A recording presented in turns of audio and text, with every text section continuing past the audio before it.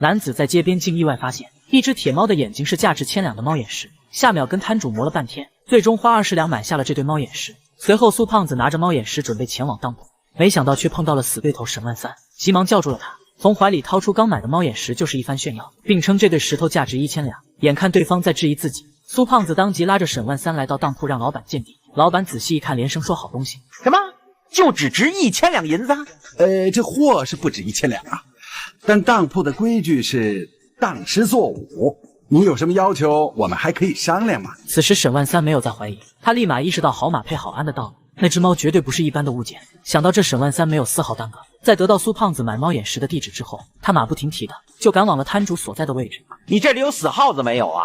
死耗子啊，他去买瞎猫去了，一会儿瞎猫就碰上死耗子了。死耗子！很快，沈万三找到了苏胖子所说的摊位，看到那只猫还在之后，沈万三直接掏出10两白银，抱着猫就赶往了当铺。老掌柜，你快帮我看看啊，这是什么做的呀？当铺掌柜接过沈万三递来的铁猫，异常沉重的分量让他一时之间差点没接住，可看了好一会，依旧没有看出有什么问题，这就是一只普普通通的铁猫。然而沈万三不大相信，就在他准备换个地方再找其他人看看时，当铺老板也意识到了不对，如果这只猫真的是铁做的，怎么会这么沉重？当即让沈万三不要心急，他再仔细看看。随后他拿过茶碗盖子，用力刮掉了猫身上的黑漆，一抹金色的亮光迸射而出。沈万三，你发财了，这是一只金猫。此时沈万三高兴坏了，纯金打造的猫价值可不是这对猫眼石能比的，他激动的说不上话。虽然他没有苏胖子的眼力，但不得不说他会赶运气。此时苏胖子也有些坐不住了，他确实没有想到这一点，谁又会把这么珍贵的宝石镶嵌在铁猫身上呢？当即拿过金猫就啃了一口，柔软的材质证明了这就是一只实打实的金猫。此时沈万三这才问出了心里的疑问，为什么一只金猫非要弄成是铁猫呢？哎呀，这有什么不明白的？一定是这个猫的主人祖上有钱，又不肯漏财，就把这只金猫漆上了黑漆。而这个卖猫的人呢，又是个棒槌，这只金猫拿到钱庄，把它化成银子，至少5000两啊！就这样，沈万三只花了10两银子，转眼就赚了5000两白银。苏半成气得脸色铁青，估计这几天他是睡不着觉了。沈万三把金猫换成银子后，他老婆赵雪娥更是傻眼了。上午沈万三还为了店铺的50两到处借钱，这会就变出来这么多。1个星期后，沈万三把仓桥下8号的铺面开成了一间大药房，因为他通过一次偶然的机会得到了一张6神还魂水的药方，他相信自己凭着这张药方一定能成为苏州首富。当然，喝水不忘挖井人，如果一个人不懂得感恩，那么他的事业一定做不大。沈万三趁着药店还没开业，他来到了陆府，因为当初若不是陆春香把这个店铺让给他，那也就没有今天的万三大药房。所以他这次来陆家是邀请陆德元入股的。陆德元虽然知道沈万三非常聪明，但他还想考验沈万三一番。他表示，如今他们的珠宝店积压了一批库存，如果沈万三能把他们那些库存卖掉，那他就入股。沈万三则是一口答应了下来。不得不说，沈万三是个做生意的天才。他把店铺用黑布遮住，迟迟不开业，吊足人们的好奇心，然后再让人放出小道消息。这家店之所以迟迟不开业，就是想关起门来精心打造一种圣药。因为沈万三知道，有时候广而告之反而不如小道消息走得快。如果他们把6神还魂水的功效贴得到处都是，这样大家反而不怎么相信。如果找几个人悄悄地散布小道消息，这样一传十，十传百，反而成了最好的广告。这小道消息就是有一点吹嘘，人家也不以为你在吹嘘。那么广告就不一样了，你就是不吹嘘，人家也一定以为你在吹嘘呀。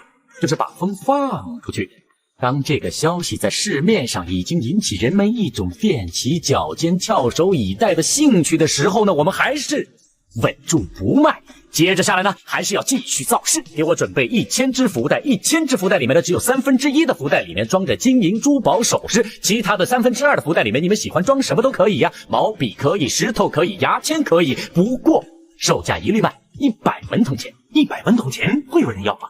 为什么会没人要啊？原来沈万三早在几百年前就玩起了盲盒，接着他又让人写下4个大字，请勿窥探。当沈万三把这4个字贴在了门外后，瞬间引爆了百姓们的好奇心，大家一窝蜂地趴到窗口，想要看看里面到底在干嘛。只见店里几个员工正拿着一个个福袋在装珠宝，不仅有珍珠项链，还有各种镯子首饰等等，而这些珠宝正是陆家仓库积压的那批。沈万三以盲盒的办法卖出去，这样既为自己的店打了广告，又增加了人气，还顺手把陆家多年积压的库存给卖掉了。沈万三这一手彻底勾起了百姓们的欲望，都在等他开门，准备一哄而上。当然，这样热闹的机会怎么能少得了爱占便宜的苏半成？他见有人陆陆续续的在福袋中买到了宝贝，他干脆推着一个板车过来，准备一锅端。这些东西都是你的吗？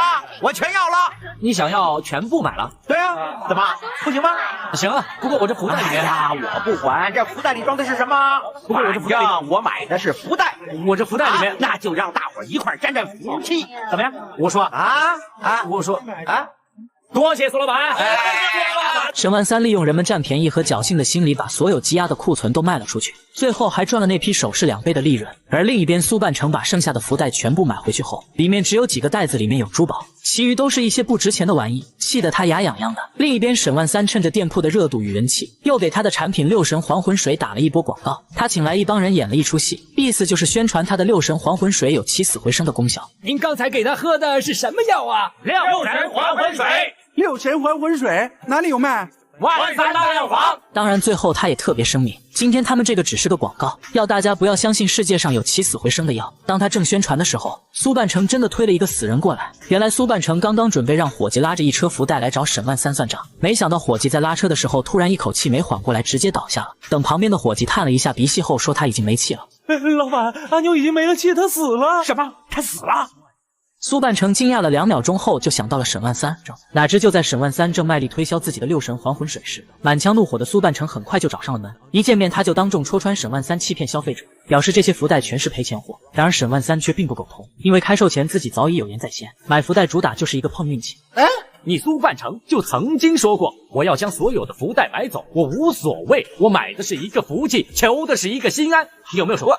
有没有说过？经过沈万三这么一番狡辩之后，福袋这事苏半城只能认栽。不过他还有后手，声称要是不能让猝死的伙计起死回生的话，那沈万三卖的就是假药。一听到这哥们是劳累过度，然后一口气喘不上来就当场去世，沈万三就知道这把稳了。果然经过一番仔细检查后，他就发现这哥们还有微弱的脉搏，于是就让铁算盘用嘴巴为他服下六神还魂水，如此一来就能达到通气的效果。伴随着一阵剧烈的咳嗽，本该死去多时的伙计竟然奇迹般的死而复生。沈万三也趁热打铁打起了广告。知不知道他刚才喝的是什么？苏半城本想让沈万三下不来台，却误打误撞免费给人家做了宣传。如此一来，大家都对六神还魂水的功效深信不疑，纷纷争先恐后挤破头想要购买。真不愧是偷鸡不成蚀把米。自从万三大药房的六神还魂水卖爆之后，沈万三就依靠无与伦比的经商头脑赚得盆满钵满。然而随之膨胀的不仅仅只有钱包，还有那压抑已久的虚荣心。简单来说，就是一夜暴富之后他就彻底飘了。妻子雪娥刚做好了6菜一汤，可沈万三仅仅只看了一眼就十分嫌弃，觉得粗茶淡饭已经配不上他如今的身份。说罢就让伙计去苏州城最大的酒楼德悦楼点上2桌。至于这些刚做好的饭菜，连一口都没吃就要全部倒掉。铁算盘察觉到气氛不对，便主动请缨。可看着这些新鲜的饭菜就这么倒进泔水桶，他也是心疼不已，却又无可奈何。目睹整个经过的船夫也是连连叹息，刚吃了几天饱饭，就把挨饿的日子给忘了。殊不知浪费饭菜仅仅只是冰山一角。在出行方面，沈万三更是一绝，完美诠释了什么才是真正的懂享受。这是什么东西啊？这么大的轿子，从来没见过。哎，好大呀，比我们家房子都大。这是沈万三的轿子呀。这顶轿子不仅是苏州城最大最豪华的，而且里面还有2个丫头专门端茶倒水，就连官府的轿子也得给他让道。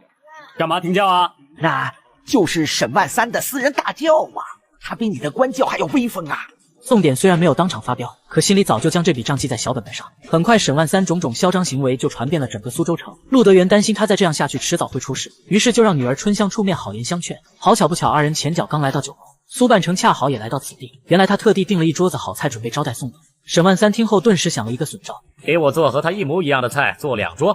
是老板。起初苏半城以为这小子只不过是报复性消费，心中暗骂了一句杀掉后就没做理会。哪知宋典一进来就直翻白眼，这什么意思啊？只见一旁的宠物狗吃着跟自己一样的饭菜，苏半城一时不知道该怎么狡辩，只能将伙计喊过来问话，结果却被告知这是沈万三点给爱犬吃的，还特地强调要跟苏半城一模一样。显然沈万三这么做就是在借机羞辱2人。宋典哪受得了这种窝囊气，当即拍桌子愤愤离去。此时沈万三还沉浸在报复苏半城的喜悦当中，完全没意识到他已经彻底得罪了宋典。刘伯温听说了沈万三的所作所为后，就特地跑过来给他几句忠告：月盈则亏，水满则溢。然而此时的沈万三根本体会不到其中的含义。果然第2天一大早，正当药房里的伙计们忙得热火朝天之时，一伙官兵突然持刀冲了进来，二话不说就开始砸店。等沈万三赶过来时，店铺早已被官府查封。完了，